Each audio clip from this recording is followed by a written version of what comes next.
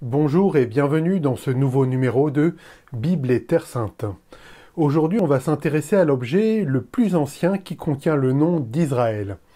Il ne s'agit pas d'un manuscrit hébreu ni d'une inscription trouvée en Palestine, il s'agit d'une stèle érigée par un pharaon. Si vous êtes versé dans la culture proche-orientale, vous l'avez compris, on va parler aujourd'hui de la stèle de Merenta. L'existence de l'artefact est connue dans les milieux spécialisés depuis des décennies.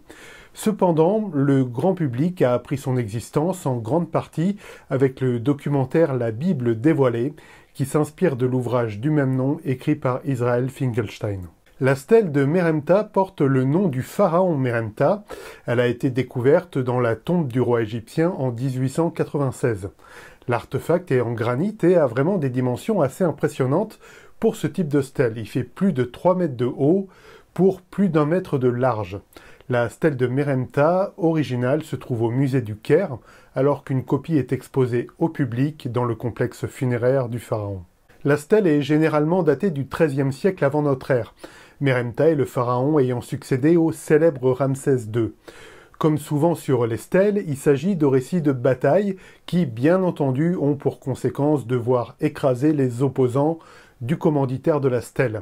On peut simplement noter, pour la stèle de Merenta, un style peut-être un peu plus poétique que pour d'autres artefacts. Ce bloc de granit taillé est célèbre entre autres pour contenir la phrase suivante « Israël est détruit, sa semence n'est plus ». Cette inscription fait tout simplement de la stèle de Merenta le plus ancien artefact découvert à ce jour qui comporte la mention du peuple d'Israël.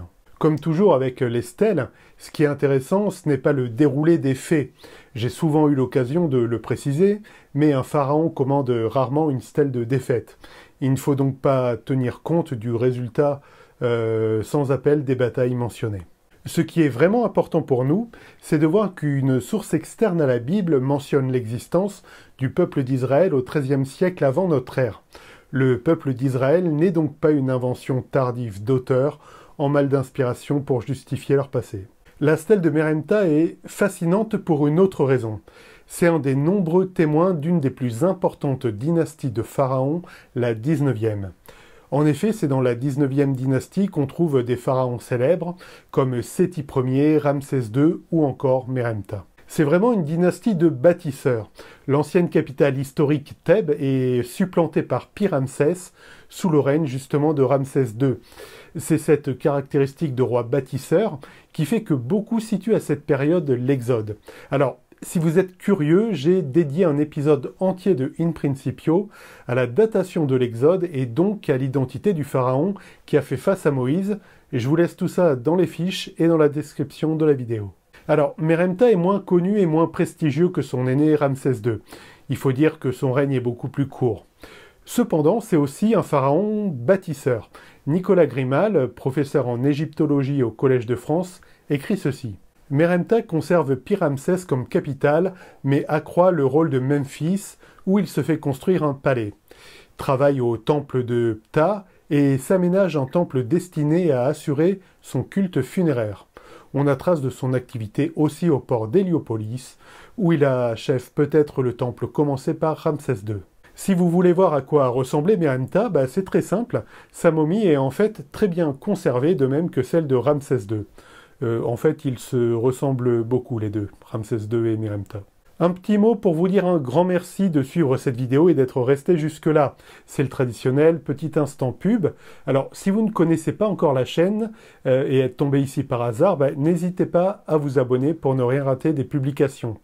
Si vous êtes un habitué, si vous pensez que des personnes peut-être dans votre entourage sont curieuses de ces questions qui mêlent archéologie et Bible, n'hésitez pas à partager le contenu sur vos réseaux sociaux. Allez, je vous laisse tranquille avec ça, c'est la fin de l'instant pub, on reprend.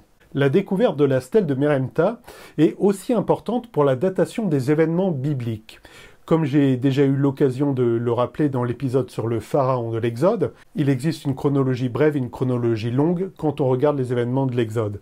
La stèle de Merenta plaide plutôt en faveur d'une chronologie courte qui place les événements de l'Exode au XIIIe et non au XVe siècle avant notre ère. Il ne s'agit pas d'un point crucial pour la foi, cependant ça permet de peut-être mieux contextualiser certains épisodes évoqués dans le Pentateuque. La découverte est aussi importante en ce sens qu'elle atteste d'un contentieux entre Israël et le pouvoir égyptien. Bien entendu, les choses ne se sont pas déroulées comme la stèle le présente. Israël n'a pas été exterminé.